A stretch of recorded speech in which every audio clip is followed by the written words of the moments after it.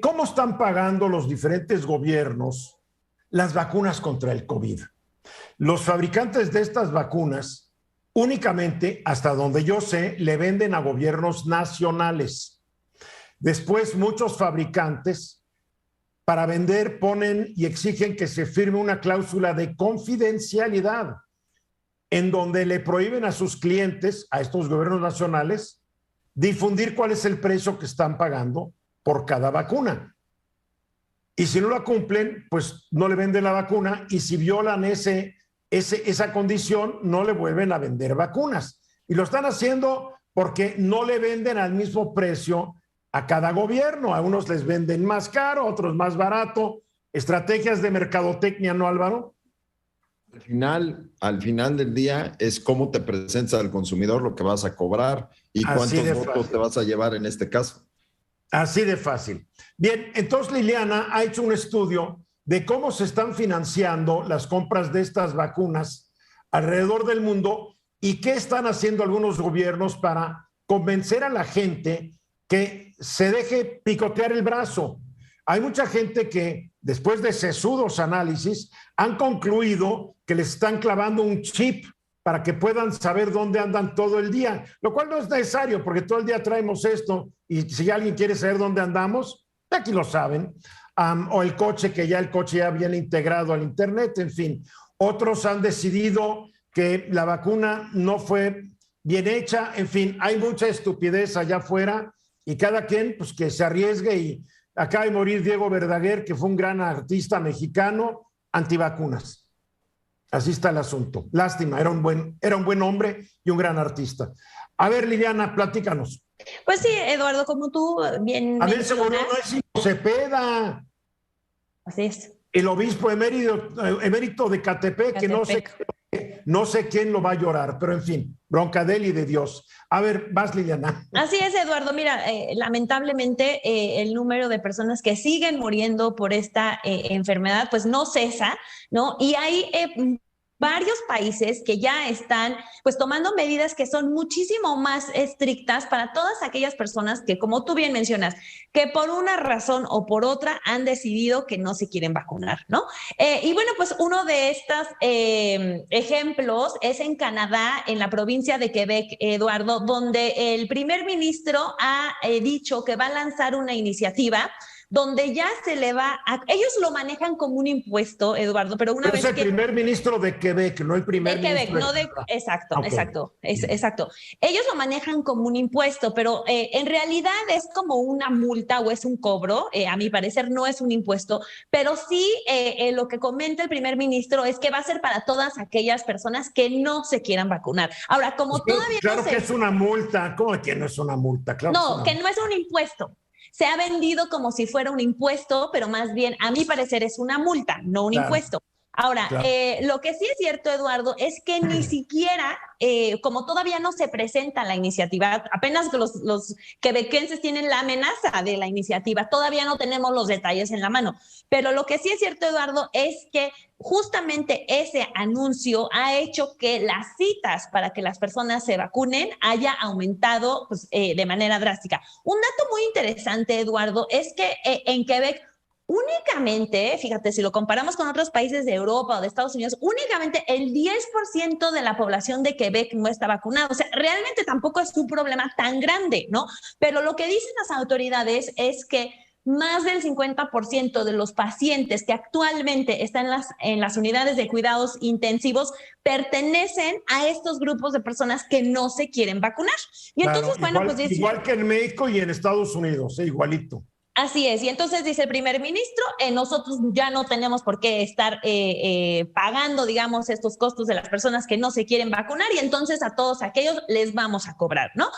Ahora, no es el la provincia o el primer país que tiene estas ideas. También en Europa, Eduardo, y también en Asia, cada vez más oímos de países que están cobrando multas a los no vacunados. Ahora, por ejemplo, tenemos el caso de Austria, donde, pues, dependiendo del caso, tú puedes pagar de 600 euros, que son alrededor de 13,994 pesos mexicanos, hasta una multa de 3,600 euros, Eduardo, que ya son 83,000 pesos mexicanos para las personas que no se quieren vacunar. Grecia.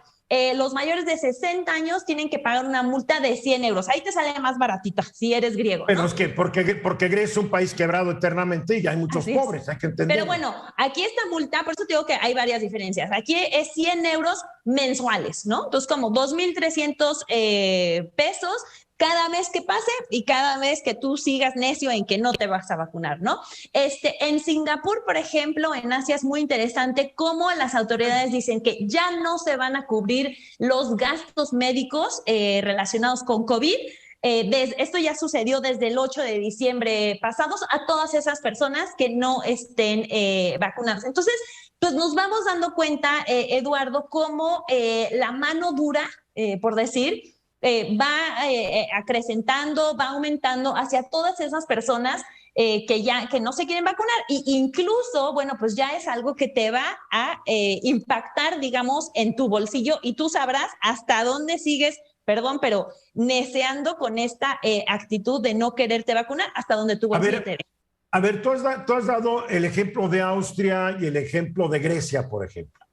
En Grecia el 71% de la población ya tiene las 2 vacunas, mínimo, y un 4% adicional tiene una, lo cual quiere decir que el 26% de los griegos no está vacunada, no están vacunados. En Austria, más o menos la misma proporción, 74% de la población tiene 2 vacunas y el 26% no tiene ninguna. En México, vean cómo está, 59% de la gente tiene las dosis completas, otro 5% tienen una, lo cual significa que el 36% de los mexicanos no han sido vacunados, pero como aquí está prohibido prohibir y multar cuando estás en esta crisis, ¿qué recomendarías a México? ¿Yo, Eduardo? Claro. Bueno, aquí, Eduardo, la verdad es que, perdón, es que como tenían levantada la mano Álvaro y Hugo, pero la pregunta es para ti, ya que trajiste el tema. Mira, Eduardo, la verdad es que nosotros no tenemos cifras tan contundentes de esa población de personas que no se quieren vacunar, ¿no? Yo las he buscado en diferentes fuentes y me parece que sin esas cifras es difícil decir cuántas personas no han tenido acceso, cuántas personas no han podido. También recordemos que en México se abren y se cierran los módulos de vacunación, van por etapas, o sea, otros países, Eduardo. Según las vacunas que tenga el país. Exacto, pero sí, es diferente. Métete a las redes sociales y vas a ver a mucha gente proponiendo que la gente no se vacune, lo cual es terrible. Ahora sí, ¿quién levantó la mano primero? Álvaro. A ver, yo lo que veo es que también estas medidas tienen que ver con el estado de ánimo de los consumidores o de los habitantes en su momento. Y mira, me parece el caso de Quebec bastante interesante. Quebec, al final del día, tuvo en lo que va de la pandemia 862,000 casos con 13,000 muertes. Si lo comparas, por ejemplo, yo sacaba la cifra rápido cuando hablabas, si lo comparas con Nuevo León, tuvo 260,000 casos con 14,000 muertos.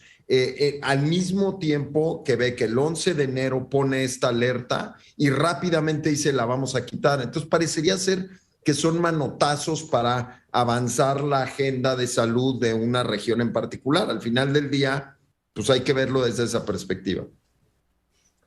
Hugo. Pues también hay que ver, por ejemplo, la política en México de cómo no está, para ellos los niños de cierta edad no tienen que vacunarse. Entonces, en ese sentido, también no nada más es una decisión personal, estás hablando de la política del gobierno. Todos los datos que he dado es gente mayor de 18 años y sus vacunas. Gracias, buen tema, Liliana. Vamos a los mensajes.